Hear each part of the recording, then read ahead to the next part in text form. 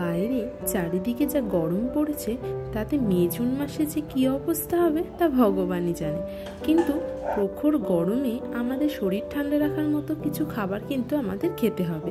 আর লাউ কিন্তু এই গরমের জন্য আমাদের শরীরের পক্ষে খুবই উপকারী, যা শরীর ঠান্ডা করতে ভীষণ সাহায্য করে। আজকে আমি তোমাদের সাথে শেয়ার করব লাউয়ের কোফতা কারি। এইটুকু বলতে পারি, আমরা বাচ্চা থেকে বড় অনেকেই লাউ পছন্দ না করলেও এই রেসিপিটি পেলে সবাই একেবারে চেটে পুটে খাবে। তো চলো শুরু করা যাক। প্রথমে আমি একটি ভালো লাউ নিয়ে নিয়েছি। সেটিকে ভালো করে ধুয়ে পিলারের সাহায্যে ভালো করে খোসা ছাড়িয়ে নিয়েছি।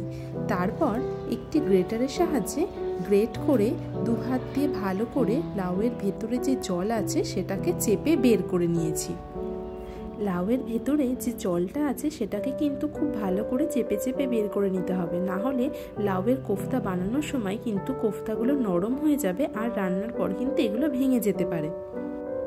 এরপর এই লাউয়ের মধ্যে লঙ্কা কুচি, লবণ, হলুদ, কাশ্মীরি চিলি পাউডার, জিরে ধনে গুঁড়ো, গরম মশলার গুঁড়ো আর 2 চামচ বেসন দিয়ে ভালো করে মেখে নিয়েছি। আমার এখানে 2 চামচ বেসন লেগেছে, তোমাদের যতটা লাগবে তোমরা সেই বুঝেই ব্যবহার করবে। এবার একটি ফ্রাইং প্যানে ভালো করে তেল গরম করে নিয়ে তাতে লাউয়ের কোফতাগুলো গোল গোল করে ছেড়ে দিয়েছি। লাউয়ের কোফতাগুলো এমনি আলতো হাতেই করলেই গোল গোল হয়ে যাবে, এতে কোনো কোফতা করতে প্রবলেম হবে না। এবার এগুলোকে লো টু মিডিয়াম ফ্লেমে ভালো করে গোল্ডেন ব্রাউন করে ভেজে নিতে হবে। কোনোভাবেই এখানে গ্যাসের ফ্লেম হাই করা যাবে না, তাহলে কিন্তু লাউয়ের কোফতাগুলো বাইরে পুড়ে যেতে পারে এবং ভেতরে কিন্তু ভালো করে কুক হবে না।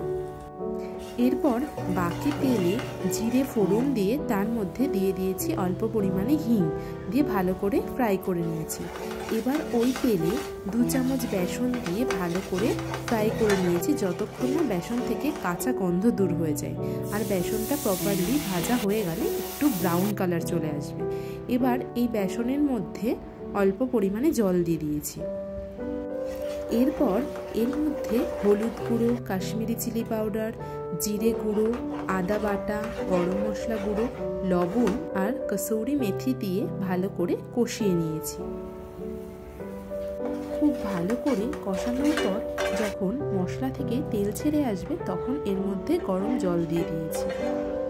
তারপর যখন ঝোলটা খুব ভালোভাবে ফুটে উঠবে তখন এর মধ্যে অ্যাড করে দিয়েছি কোফতাগুলো।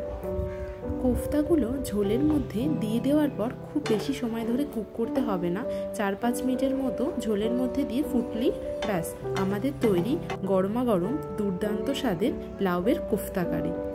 তোমাদের রেসিপিটি কেমন লাগলো আমাকে অবশ্যই জানিও। চলো টাটা।